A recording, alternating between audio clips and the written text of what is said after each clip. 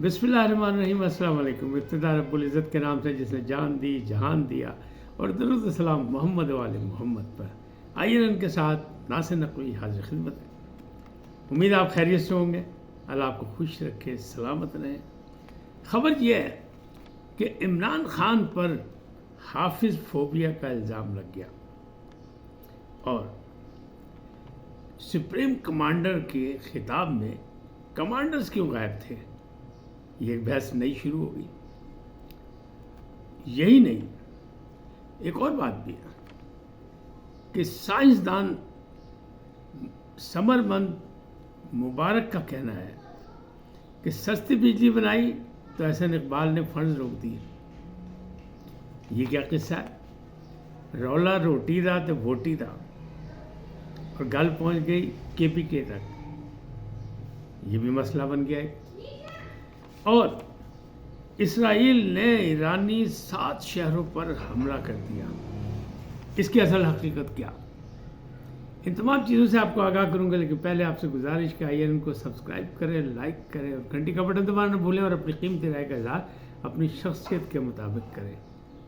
जी नाज़रीन, पहली बात, रौला रोटी दा तो वोटी दा। रोटी सस्ती की पंजाब में तो कह रहे वो हवाई रोटी हो गई। 1 नवाले की रोटी है, 16 रुपए की रोटी। फिर लोग ये सवाल कर रहे हैं कि 16 का क्या चक्कर हुआ? 15 तो होते हैं, 16 कैसे होंगे? यानी 1 रुपया कैसे आएगा? तो इसका मतलब ये कि मिलेगी तो 20 में ही, कि टूटा किसी के पास पैसा नहीं होगा। तो ये एतराज़ है कि मुख्तलिफ जगह पे 16 रुपए की रोटी नहीं मिल रही, जबकि नवाज शरीफ और मरियम नवाज खुद पहुँच गए तंदूर पे। अब आप ये खुद सोच लें। लोग कह रहे हैं कि नहीं ये दिखावा है, और KPK से आवाज़ आई कि जनाब नहीं, ये हमारी नकल है, हमने रोटी सस्ती कर दी है, और मरियम नवाज तो ऐसी ड्रामेबाजी कर रही है।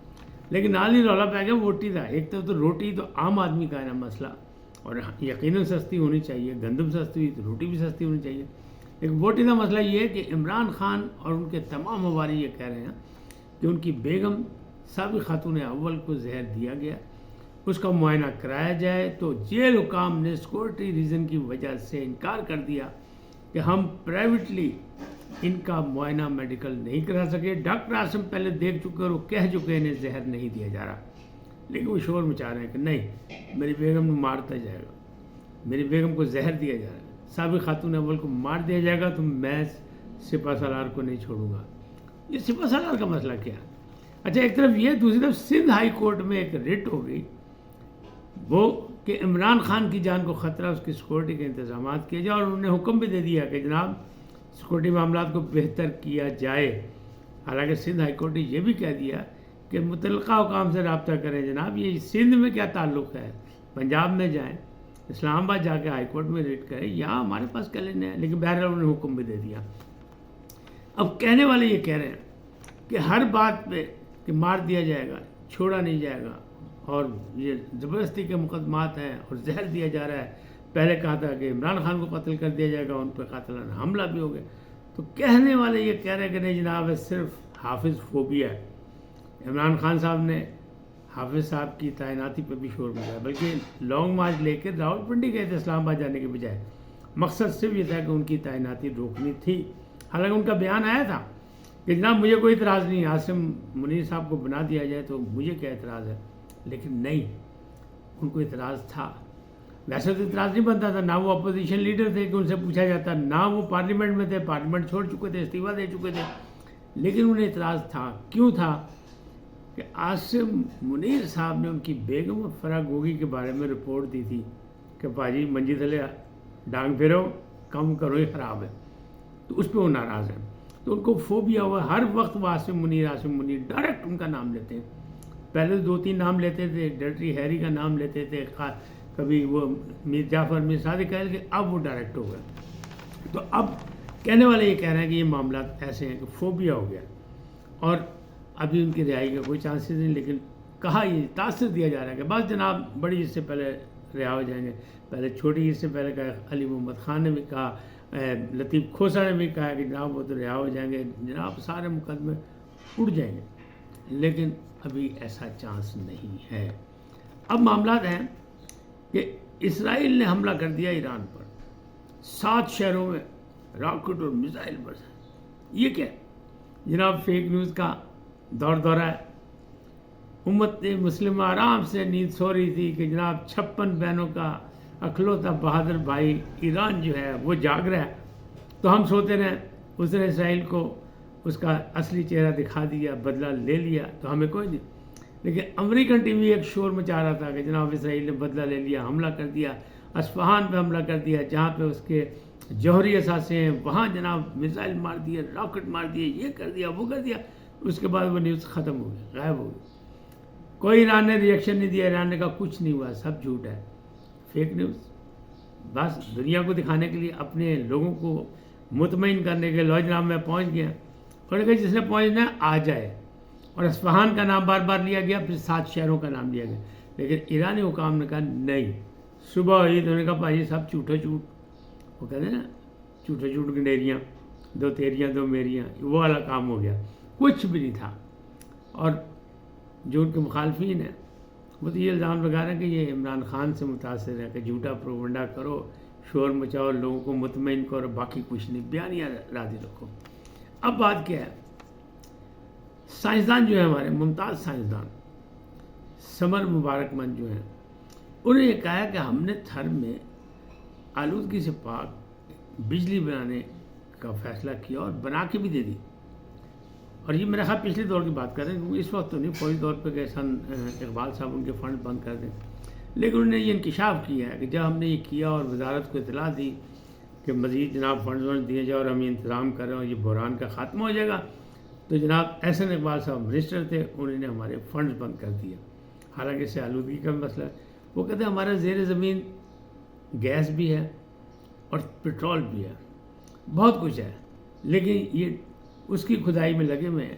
جو اصل کام ہے ادھر توجہ نہیں دے رہے. اجتماعی نہیں، یہ صرف 2 4 سال 5 سال اپنے اقتدار کو مطلب مضبوط کرنے کے، استحکام دینے کے لیے کام کرتے ہیں. یہ مستقبل، قوم کے مستقبل کی 25-30 سال کی پلاننگ نہیں کر رہے. یہ ان کا الزام ہے. اور یہ وہی ثمر مبارک مند ہیں جو نواز شریف صاحب کے خاص الخاص، کیونکہ یہ اپنے دور میں نواز شریف صاحب نے جب دھماکے ہوئے تھے تب بھی انہوں نے سارا کریڈٹ ان کو دینے کی کوشش کی تھی، ڈاکٹر قدیر کو سائیڈ لائن کر کے، اس لیے کہ ڈاکٹر قدیر ان سے ناراض تھے اور دھماکے کرنے والا کوئی اور تھا. یعنی ڈاکٹر قدیر تھے اور ان کے ساتھ اسٹیبلشمنٹ تھی. کون سی عسکری اسٹیبلشمنٹ؟ کون تھا؟ جہانگیر کرامت. لہٰذا وہ انہوں نے اپنا ایک بیانیہ بنایا تھا، اور چونکہ فورسز اپنا بیانیہ نہیں بناتی اس لیے انہوں نے اس کو مٹی پائی اور پاسے ہو گیا جہانگیر کرامت صاحب. بہرحال اب جو بات ہے وہ یہی ہے کہ یہ معاملہ جو ہے اس پہ باقاعدہ سنجیدہ. وہ کہتے ہیں یہ ہو ہی نہیں سکتا کہ نواز شریف کو اس بات کا علم نہ ہو کہ فنڈز بند کر دیا احسن اقبال نے. آج کا دور ہو یا پچھلا دور ہو، انہوں نے سیدھی سی بات نواز شریف پہ ڈال دی.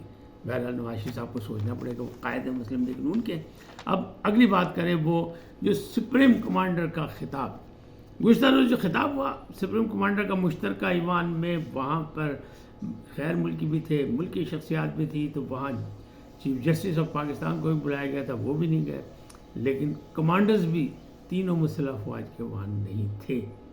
تو اس پر بڑی باتیں ہو رہی ہیں کہ لو جی یہ کیوں ہے؟ کیا صدر زرداری سے سب ناراض ہیں اس لیے نہیں گئے؟ یہ نہیں، مخبری ہو گئی تھی. خفیہ اداروں نے بتا دیا تھا کہ وہ جو سنی اتحاد کونسل المعروف پی ٹی آئی، انہوں نے کیا کرنا ہے، اور اگر یہ لوگ چلے جاتے تو اس سے بھی زیادہ ہنگامی ہوتے. اس لیے اس ہنگامے کو ذرا اس کی شدت کم کرنے کے لیے ان لوگوں نے کہا کہ جانا ہی نہیں چاہیے. نہ چیف جسٹس سپریم کورٹ گئے، ججز گئے، نہ ہی کمانڈرز گئے، تو وہ نہیں گئے. لیکن مختلف حلقوں میں یہ بحث ہو رہی ہے کہ کیا ہوا، کہیں ایسا تو نہیں ہے کہ زرداری صاحب تو مفاہمت کا پیغام دے رہے ہیں کہ آؤ مل کے بیٹھے آگے چلائیں، لیکن اسٹیبلشمنٹ سے ناراض. لیکن بات ایسی نہیں ہے. اسلام آباد کے ذرائع یہ کہتے ہیں کہ نہیں ایسی بات نہیں ہے، یہ ایک حکمت عملی بنائی گئی. اور چونکہ پارلیمانی ایک سال کا آغاز تھا اور یہ ہونا تھا آئین و قانون کے مطابق، لہٰذا زرداری صاحب نے سارا بوجھ اپنے آپ پہ ڈالا اور انہوں نے ایک تقریر کی، مفاہمت کا فارمولہ دیا اپنی روایات کے مطابق، اپنی عادت کے مطابق، اپنی پالیسی کے مطابق، اور سب کو کہا کہ آؤ ملک و ملت کو آگے بڑھانے کے لیے، ترقی اور خوشحالی کے لیے سب مل بیٹھے سر جوڑ کے. آج اتنا ہی، پھر ملیں گے نئے موضوع کے ساتھ. جاتے جاتے آپ سے درخواست، آئیے ان کو سبسکرائب کریں، لائک کریں، گھنٹی کا بٹن دبانا نہ بھولیں اور اپنی قیمتی رائے کا اظہار اپنی شخصیت کے مطابق کریں. سدا سلامت رہیں. اللہ نگہبان.